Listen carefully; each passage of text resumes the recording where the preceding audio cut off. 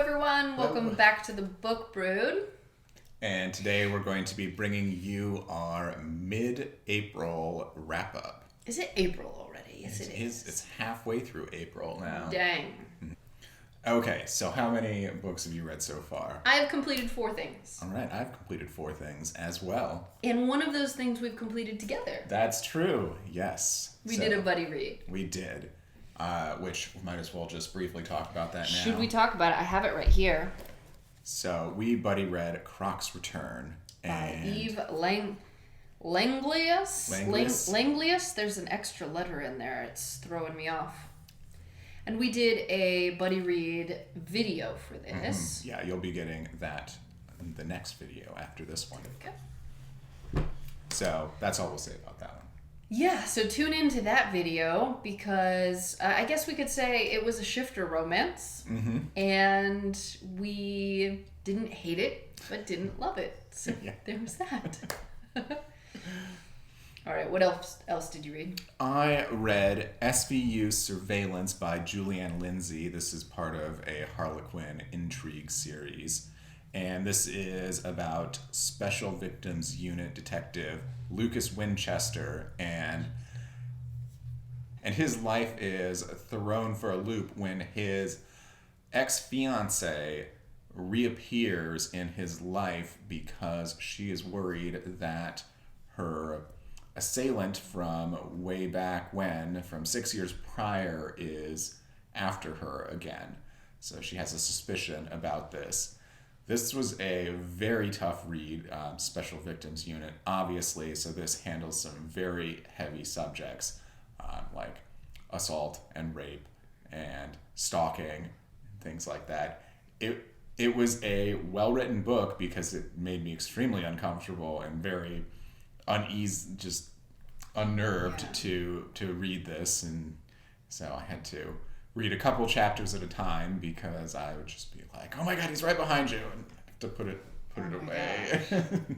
This was a book club. Yes, this was a Who Picked This Book Club book, and yeah, we did a live show for this one, so we'll go ahead and link that down below. But Julianne Lindsay, obviously, it's a great read. All right, the first thing I read in April was Raybearer by Jordan Fuego. And I did a full review of this one. I'm not sure if it's up yet or not, but I loved this book. This is a YA fantasy? I want to say fantasy. But it is a beautiful world, beautiful story. I absolutely fell in love with the rich atmosphere of this one. Fun magic system. Can't wait for the sequel. So I highly recommend that if you have not read that, and check out my review if you are interested in more in-depth review. Nice. Yeah. The next thing I read was The Duchess Deal. This is Girl Meets Duke series, book 1 by Tessa Dare. This is about, gotta remember the names here, Emma Gladstone and the Duke of Ashbury. And this book opens up with Emma in a wedding dress, and she's at the Duke's door, and she's just saying, okay, you can do this. And it's not what you think. She is a seamstress, and she had made this dress for the Duke's fiance who ran out on him, but she hadn't gotten paid for it. So she thought just showing up wearing the dress would convince him to pay her for her labor and everything for this, because she was about to be thrown out of her apartment. Mm-hmm. But this Duke, the Duke of Ashbury, is returned from war, and he has been scarred because of a rocket accident, and so he is scarred from his face and most half of his body. So he has a fiancée that just left him, but he needs an heir to continue. One woman is line. As good as the next. And so he makes a deal with Emma after having to convince her, because she was very put out at the idea when he first put it to her that why didn't I just make you a for your duchess? womb. I'm sorry.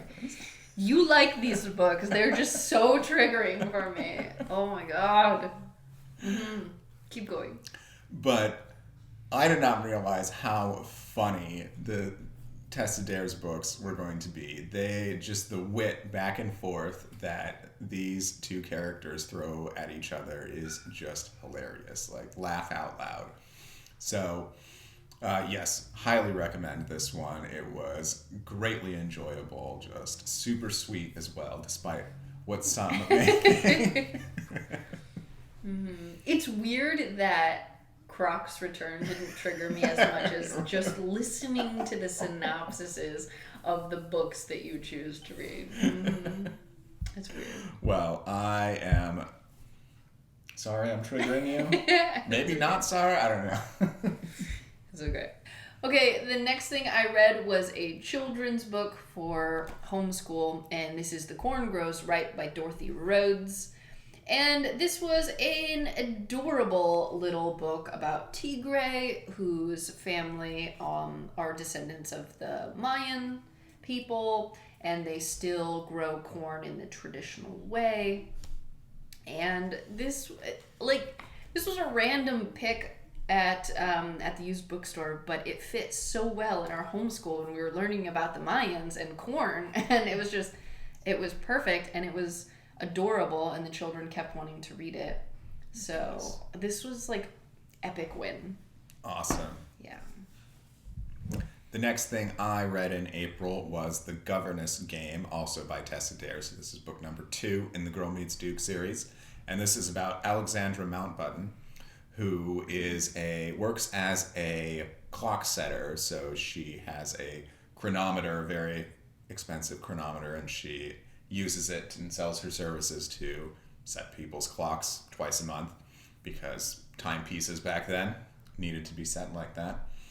And she runs into Chase Renaud, who is the heir to a dying duke, and he found himself also in the care of 2 young girls, and they are hellions, I guess you would say. Anyway, they are adorable as hell because the youngest one loves to kill her doll at least once a day by some kind of disease, and so they have to have a service every morning. Every morning usually starts out with a service for the doll because she's died of consumption or the bloody flux. That's adorable. It is, yes. So the most recent governess has left the position, like all the governesses before.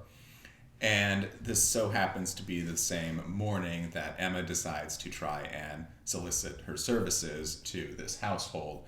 So Chase is very confused when she shows up and just assumes that she is applying for the governess position and pretty much decides that she's going to be their new governess.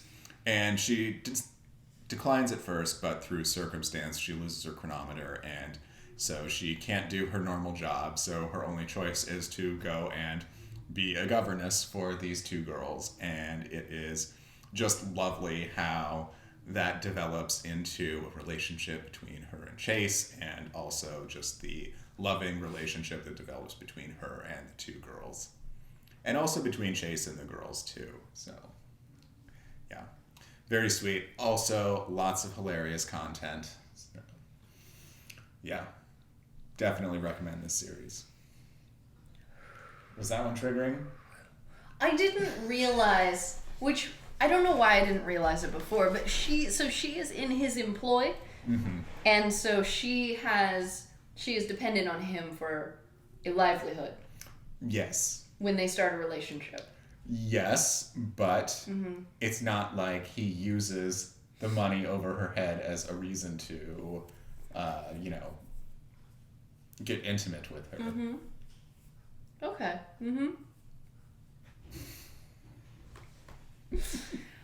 I'm just going to leave my triggering there. That's as far as my triggering needs to go. Okay, and the last thing I read is Gollum Girl by Riva Lehrer. And I picked this one up for Disability-a-thon, which is running all the way through April. And what to say about this one. This one took me much longer than I thought it would to read. I loved the first half, where it was talking about Riva's upbringing, her childhood, her family drama. She was born with a disability where her body had produced this kind of like this sac thing on her back that was attached to her spinal cord. And so the doctors had to go in and remove it, and her spine curved more and more severely as she aged. I mean, she's still alive, so I don't know what I'm saying, but so she went through several surgeries, several physical therapy situations, and had health concerns her entire life. But I found the family drama very entertaining, and it was told in a funny sort of way, even though it was tackling some really difficult topics. But then the second half, when Riva was an adult, she becomes an artist. She goes to art school, becomes an art professor, goes and teaches at medical schools, and teaches drawing the human form by studying cadavers and preserved fetuses and things like that. And she becomes very fascinated by the macabre, obviously, because she doesn't see herself represented in normal art. She's been told over and over and over that her art is too grotesque. You know, when she's just painting herself or her friends that have physical disabilities. And I didn't get the art references, and I found some of the scenes discussing the cadavers and the preserved fetuses and stuff really, really hard to read about. But I do think that it is interesting. She goes on to teach medical students to think about physical disabilities, more so from a personal perspective. Like, this is a person. Like, it's not just a medical diagnosis, you know? And so she has her students really spend time drawing these preserved fetuses and getting to know them, and then doing a report on an actual famous person who has grown up with the same disability as those fetuses, and really humanizing the whole situation. And I thought that was really interesting. It's a fantastic life pursuit, is opening people's eyes. Yeah. And normalizing different bodies. So yeah, so a lot of heavy topics smushed into here, and I'm glad I read it. Awesome. So that is what we read so far in the month of April 2021. Go ahead and let us know in the comments what you read, or if you've read anything that we read this time around. Otherwise, we'll see you next time around. Bye, guys.